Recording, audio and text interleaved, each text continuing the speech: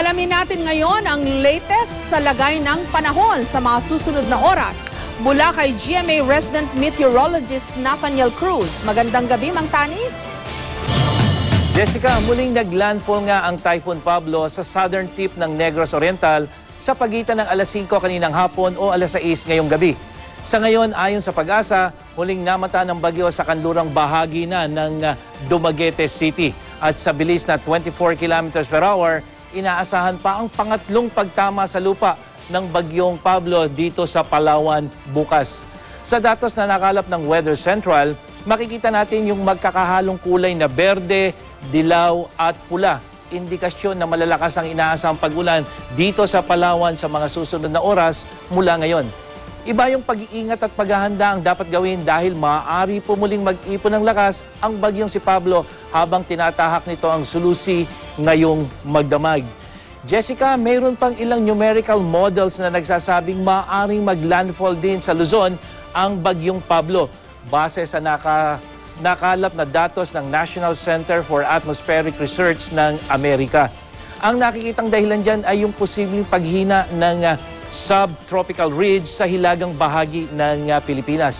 Magkakaroon kasi ito ng animoy lagusan para bigyang daan yung bagyo na kumilos panorte, kaya maaari itong mag-recarve o lumiko. Pero linawin natin, Jessica, mababa po naman sa ngayon ang posibilidad na ito.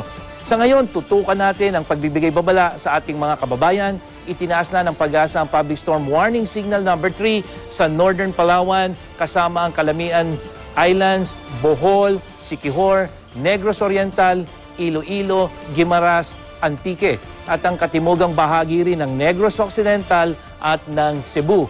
Signal number 3 din sa Lanao del Norte, Misamis Occidental at Zamboanga del Norte.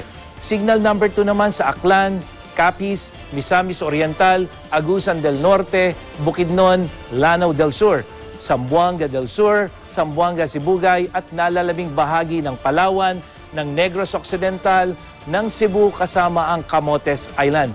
Samantalang itinaas ang signal number 1 sa Mindoro Provinces, Romblon, Leyte, Southern Leyte, Biliran, Surigao Provinces, Siargao, Dinagat, Agusan del Sur, Davao del Norte, Compostela Valley, North Cotabato at dyan sa Maguindanao. Matataas pa rin ang alon sa dagat na sakop ng Eastern Visayas at ng Mindanao na aabot ng 2 hanggang 3 metro. Ganito rin ang inaasahan sa kanlurang baybaying dagat dyan sa Palawan at Mindoro Provinces. Amihan naman ang nagpapasungit ng lagay ng karagatan dyan sa Batanes, sa Cagayan at Ilocos area. Ang Pag-asa ay naglabas na po ng gale warning para dyan. Jessica? Mang Tani, sigurado na ba kung saan magsi-second landfall itong si Pablo? Jessica, nag-second landfall itong si Pablo dito sa may bahagi ng south ng Dumaguete. So unang landfall niya dito sa may Davao Oriental, second landfall dito sa may Negros, at ngayon nga nandito sa may Sulusi, at yung third landfall niya ay dyan sa may probinsya ng Palawan, base dito sa may northern part ng Palawan. Ang lupit nito, Mang Tani, 3 beses siyang nag-landfall o magla-landfall ng pangatlong beses sa Palawan. Tama yon, Jessica. Yun nga ang isang natin na pag talagang dumaan sa Mindanao o kaya ay dito sa Visayas ay talagang mas maraming landfall. Unang-una ay maraming isla na malalaki ang dadaanan nito. Ang nangyayari pa isa, Jessica, kahit humina siya dito sa may pagdaan niya dito sa Palawan dahil dadaan sa tubig, ay lalong tumataas yung posibilidad na muli itong lumakas o kaya man ay mamintinan niya yung kanyang pangkasalukuyang lakas. Okay, ang alam ko kasi sa bagyo, pag tumama sa lupa at may bundok, nag-dissipate siya o humihina. Tama po ba yung pagkaka-explain ko? Pero pag dumaan siya sa tubig, pwede siyang mag-gain pa ng strength.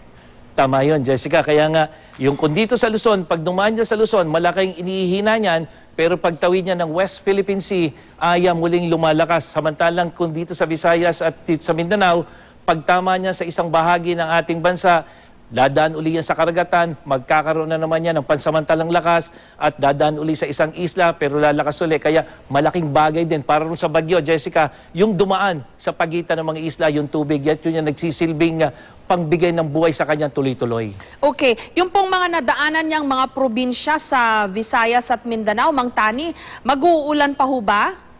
Meron pa nga mga pag-ulan, Jessica, pero dahil nga panahon tayo ng amihan, hindi na nagtatagal yung mga ulan. Paglagpas ng bagyo ay asahan na kagad natin yung mas matuling pagbuti ng panahon. Kaya dito sa Mindanao, lalo na sa eastern side, at magandang balita yan kasi doon sa mga apektado ng baha, doon sa mga nasalanta, asahan na natin yung unti-unting paghina kagad ng mga ulan. Pero dito po sa mga dadaanan, lalo na sa Palawan, maghanda sila dahil maraming ulan pa ang inaasahang dadaan sa kanila. Okay, Palawan. Kanina meron pa ho ako narinig na possibility na baka rumesbak pa daw ho ito, tumama ng ilang lugar ng Luzon. Tama ho ba yun, Mang Tani? Tama yun, Jessica. Kasi meron tayong ginagamit na mga numerical models. Ito yung magbibigay sa atin ng forecast ng mahigit 5 araw. At dito sa ibang mga model, makikita natin yung nandito sa may southern part, halos lahat yan tuloy-tuloy. Paglagpas ng Palawan, dire-diretso silang lalabas ng Philippine Area of Responsibility.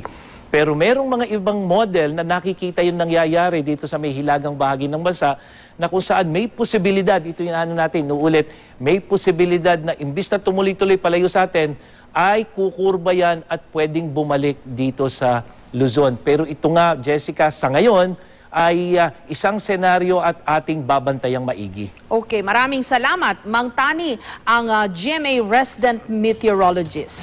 At para sa iba pa po naming weather updates, bumisita lamang sa GMA News online website. Ako po si Nathaniel Cruz para sa I Am Ready, serbisyong totoo ng GMA News.